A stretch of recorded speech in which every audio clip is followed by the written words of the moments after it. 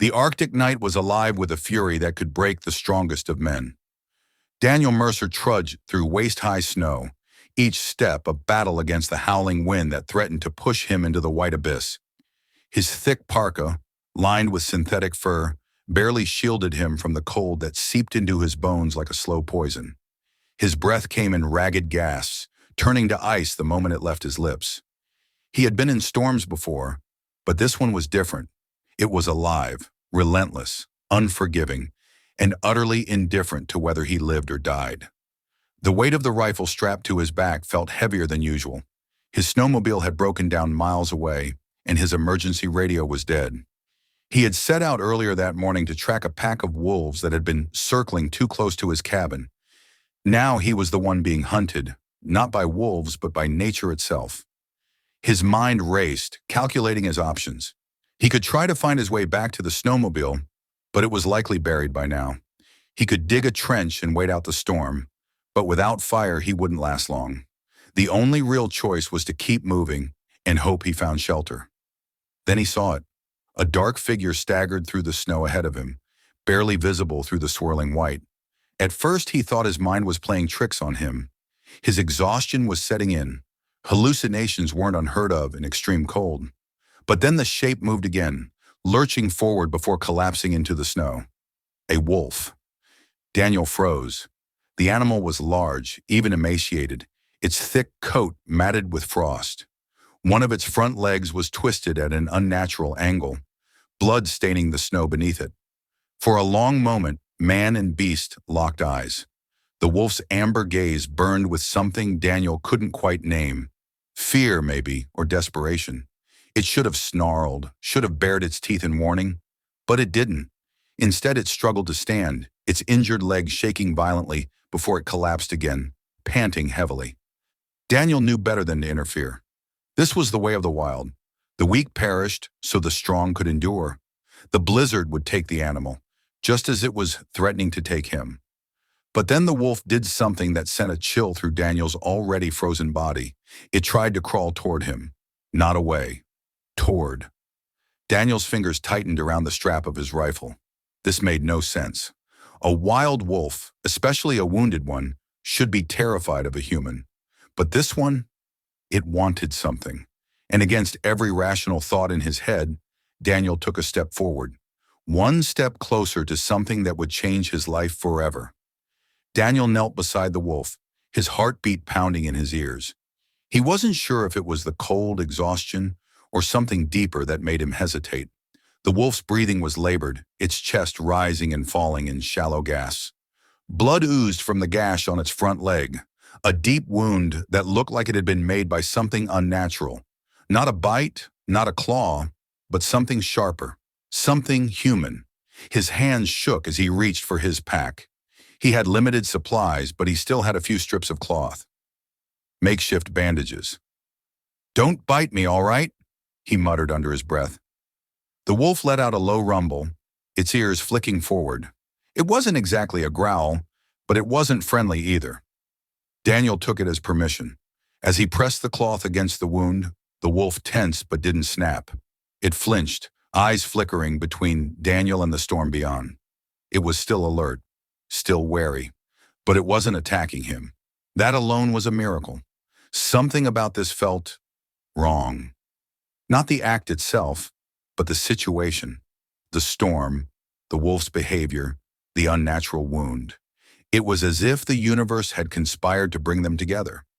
Daniel didn't believe in fate, but something was happening here. Something beyond logic.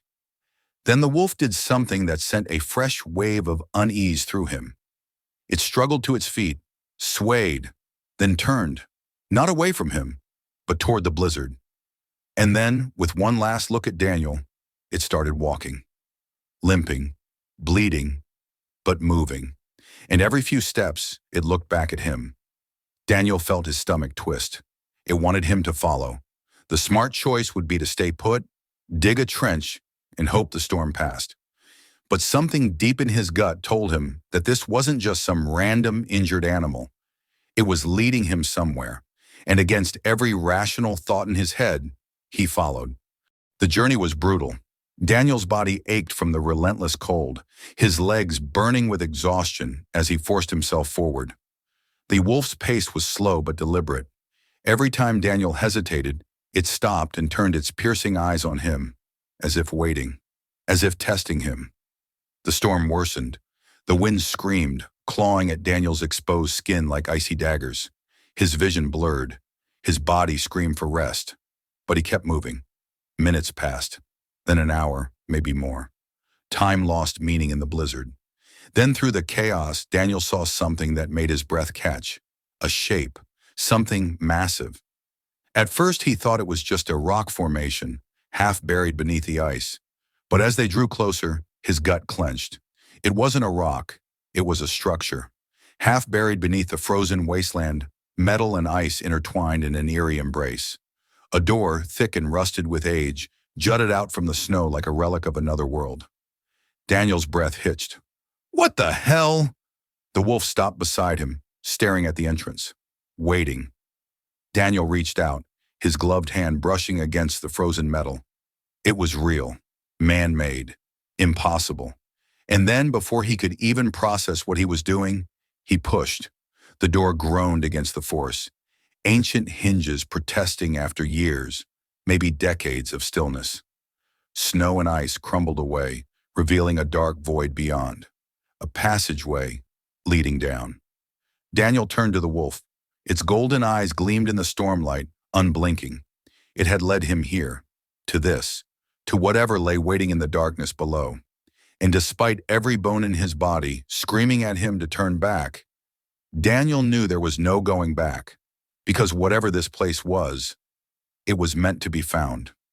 The wind howled behind him, but inside the passage, there was only silence. Daniel stood at the threshold, staring into the darkness below. His breath came in ragged gasps, the cold seeping into his bones, but he wasn't sure if it was the Arctic chill or something else entirely, something deeper, more primal. The wolf limped ahead of him, disappearing into the shadows as if it belonged there. Daniel swallowed hard. His instincts screamed at him to turn back. The rational part of his brain told him that stepping into an unknown structure in the middle of a blizzard was a death sentence. But the blizzard outside was just as deadly, and something about this place, about the wolf, felt intentional, as if this was always meant to happen. Gritting his teeth, he adjusted the rifle slung across his back and stepped forward. His boots crunched against metal. He ran a gloved hand along the wall, feeling the texture beneath the ice. Smooth, artificial. Nothing about it belonged in the Arctic wilderness. The deeper he went, the more his breath echoed. His flashlight flickered, illuminating frost-covered walls. Then abruptly, the tunnel sloped downward. A set of metal stairs coated in ice spiraled into the abyss. Daniel hesitated. The wolf had stopped halfway down, turning to look at him, waiting. Daniel exhaled sharply and began his descent. The temperature shifted as he moved deeper. It was still cold, but different, a sterile kind of cold, like the air inside a tomb. At the bottom of the stairs, the tunnel opened into a vast chamber. His flashlight beam danced across the walls, revealing rows of metal doors on either side, stretching into the darkness. Some were sealed tight, frost creeping along their edges. Others hung open, their contents long gone. Daniel's heart pounded. This was no simple shelter. This was a facility. But for what? His gloved fingers brushed against faded lettering on the nearest door. He wiped away the frost, revealing rusted words beneath. Project Sirius, Containment Unit 07. His stomach twisted. What the hell was this place? The wolf growled low in its throat, ears flicking forward. It limped past the doors toward the far end of the chamber. Daniel followed.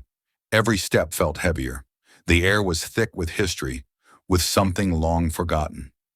Then he saw it. A massive steel door, larger than the rest, stood at the very end of the chamber. Unlike the others, this one wasn't open. It was still sealed, and yet the wolf stood before it, staring at it as if it knew what lay beyond. Daniel's pulse thundered in his ears. He reached out, fingers grazing the door's frozen surface. It was warmer than it should have been. A faint hum resonated from beneath the metal. Something behind this door was alive. Daniel took a step back, his breathing ragged. His mind raced, trying to make sense of what he had stumbled upon. The wolf growled again, pressing its body against the door, as if urging him to open it. Daniel hesitated. His fingers hovered over a rusted control panel beside the door. The buttons were covered in ice. The screen shattered, but there was a manual release lever. He gritted his teeth. This was a terrible idea. But something deep in his gut told him that he had no choice. Taking a deep breath, he grabbed the lever and pulled. The sound was deafening. The metal groaned as mechanisms unseen began to shift, grind, and unlock. Ice cracked and fell in chunks. The entire chamber shuddered as the door lurched open inch by inch, revealing nothing but darkness beyond. Daniel raised his rifle, his heart hammering against his ribs. Then, a sound. Software. Unnatural. A slow, rhythmic beeping. His flashlight flickered as he stepped forward, revealing a glass chamber in the center of the room. Inside was a man, or at least something that looked like one, suspended in some kind of cryogenic stasis, frost clinging to his skin. Tubes snaked from his arms, connected to machines that still hummed faintly, despite decades of neglect. Daniel's breath hitched. Who was he? And more importantly, why was he still here? The wolf let out a low, almost mournful whine. Daniel stepped closer. Then suddenly, the man's eyes snapped open, and the whole facility came to life. The facility roared to life. Lights flickered erratically, casting long, shifting shadows across the walls. An alarm, shrill and broken from years of neglect, blared for a few seconds before dying into eerie static. Machines hummed, their once dormant systems struggling to awaken after what could have been decades, maybe even centuries of silence. And the man inside the chamber was awake. Daniel took an instinctive step back, rifle raised, his pulse hammering in his ears. He had no idea what he was looking at, who he was looking at. The man was human, at least in appearance. Tall, lean, with sharp features, made almost ghostly by the frost clinging to his skin. His hair was silver, not from age, but from something else entirely. His eyes, a piercing, unnatural blue, locked onto Daniel the moment they opened. For several long seconds, neither of them moved. Then the chamber hissed, releasing a plume of cold air as the glass barrier slid open. The man fell forward. Daniel barely caught him. His body was ice cold, his skin clammy, but his breathing was steady. His lips parted, as if trying to speak, but only a hoarse, cracked whisper came out. The wolf let out a low, guttural sound, half a growl, half a whimper. Daniel wasn't sure what unnerved him more, the man's sudden awakening, or the fact that the wolf knew him. Gritting his teeth, Daniel eased the stranger to the floor, trying to assess whether he was injured. "Who the hell are you?" Daniel muttered, more to himself than anything. The man's eyes fluttered open again, wild and unfocused. His breathing hitched, like someone drowning, and when he finally spoke, his voice was nothing more than a whisper, hoarse, ancient. "You came." Daniel's blood ran cold. Came. Came for what? Before he could press for answers, the facility shook. A deep metallic groan reverberated through the walls, as if the very bones of the structure were shifting. Something had been triggered, something big. The wolf snarled in warning. Daniel clenched his jaw. He didn't know what the hell he had just woken up, but whatever it was, he had a feeling he wasn't supposed to. And now, they weren't alone. The sound came first, a deep, guttural grinding, like metal scraping against metal. Then the lights flickered, casting long, distorted shadows that seemed to move on their own. Daniel's grip on his rifle tightened. The air was wrong, thick with something unseen, something pressing down on him like an invisible weight. The silver-haired man struggled to sit up, his breathing still shallow. His body was weak, but his eyes were sharp now, aware, alert. Daniel helped him to his feet. "You need to tell me what the hell is going on," Daniel muttered. The man swayed slightly but kept his balance. His expression was unreadable. "They're coming." His voice was stronger now, though still raspy. "We need to move." Daniel stiffened. "We? You don't even—" A new sound cut through him like a blade. A deep mechanical clicking, followed by something that sounded almost human. A distorted, inhuman wail. The wolf snarled, its fur bristling. The silver-haired man didn't flinch. Too late. And then the shadows moved. From the far end of the facility, something emerged. Daniel barely had time to process what he was looking at. A shape, shifting and wrong. Something wearing the skin of a man, but moving like a machine. Its limbs were too long, its fingers too sharp, its eyes too hollow. It tilted its head in an unnatural motion, joints cracking. Then slowly, it turned toward them. And it charged. Daniel barely had time to react. He raised his rifle, fired. The bullet struck home. But the thing didn't stop. The wolf lunged, fangs bared. The silver-haired man grabbed Daniel's arm and yanked him back. "Run!" And for the first time in a long time, Daniel ran. They tore through the facility, their footsteps echoing in the dimly lit corridors. The flickering lights barely illuminated the path ahead, casting shadows that made everything feel distorted, unreal. The creature was fast. Daniel could hear it behind them, its movements erratic, unnatural, like a marionette with its strings cut.